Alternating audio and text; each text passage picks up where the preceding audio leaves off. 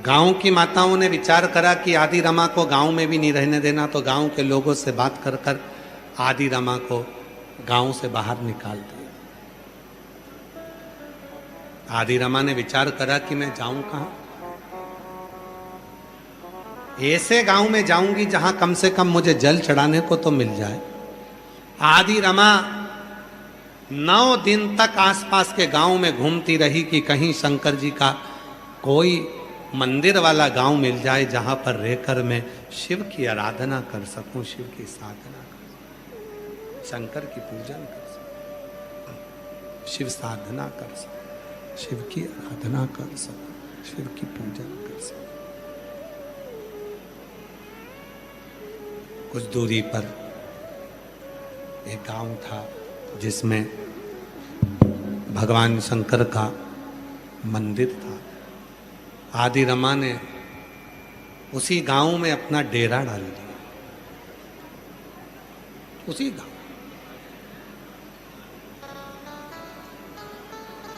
समय आया, मंदिर जाने लगी, वहां पर भी कुछ नहीं, केवल एक लोटा जल।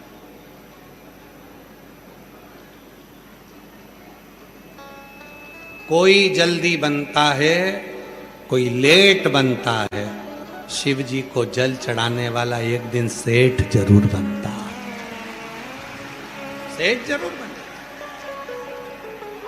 कोई जल्दी बनता है, कोई लेट बनता है, शिव को जल चढ़ाने वाला एक दिन सेठ जरूर बनता है। शंकर को जल चढ़ाने वाला कभी अपनी जिंदगी में कंगाल नहीं हो सकता, कभी कभी।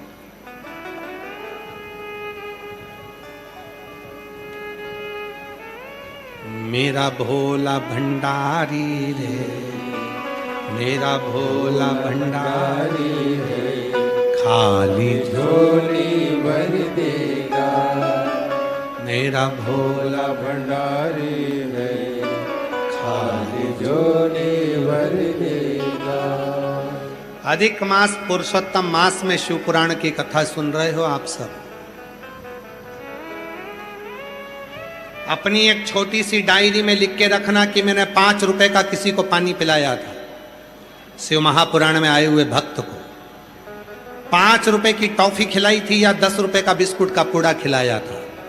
लिख के रखना, तारीख भी लिख के रखना, और अगले 3 महीने में इंतजार करना जो तुमने किसी को शिव पुराण में मुख झूठा कराया उसका फल तुम्हें 1000 गुना मिला कि नहीं मिला, लिख कर रखना।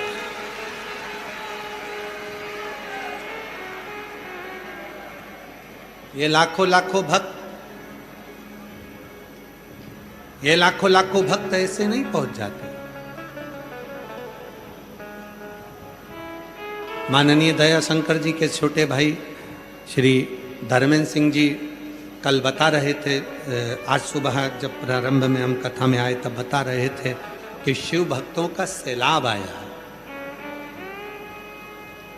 धर्मेंद्र सिंह जी बता रहे, कहाँ बैठे धर्मेंद्र सिंह जी? आए आप बैठे हुए। आप बता रहे थे कि शिव भक्तों का सैलाब आया है, और बता रहे थे हमने गुरुजी कोई निमंत्रण या कोई पत्रिका या कोई पर्चे या कोई पंपलेट किसी गांव में नहीं लगवाया, तो भी इतने लाखों लोग आ गए।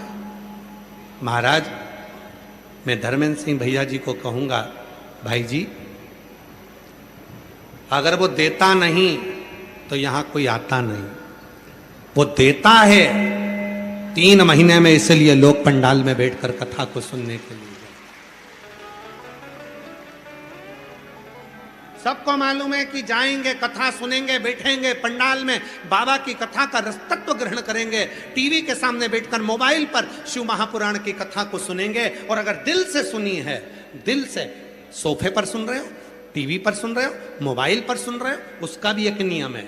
अगर आप कथा पंडाल में बैठकर सुन रहे हो तो आरती होने के बाद वहां की भूमि को नमन कर कर रज को लगाते हो, प्रणाम करते हो। और अगर अपने घर पर टीवी पर बैठकर कथा सुन रहे हो, अपनी दुकान पर मोबाइल पर कथा सुन रहे हो, जैसे ही कथा विराम हो 4 बजे, चाहे आरती का दर्शन हो चाहे ना हो, 4 बजते से ही आप अपनी दुकान पर ही, अपने मकान पर ही थोड़ी सी देर खड़े होकर वहाँ की भूमि की रज को अपने मस्तक पर लगाकर प्रणाम कर कर कहो, आज हमने कथा को सुन लिया, श्री शिवाय नमस्तुभ्यम।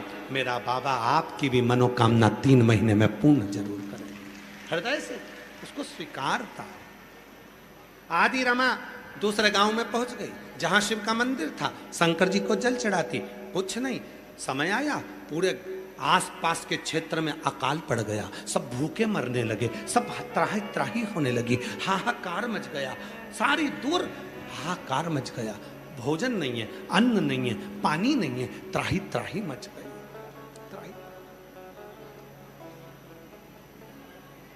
सारे गांव, सारे शहर, सारा नगर अकाल की ग्रास में आ गया।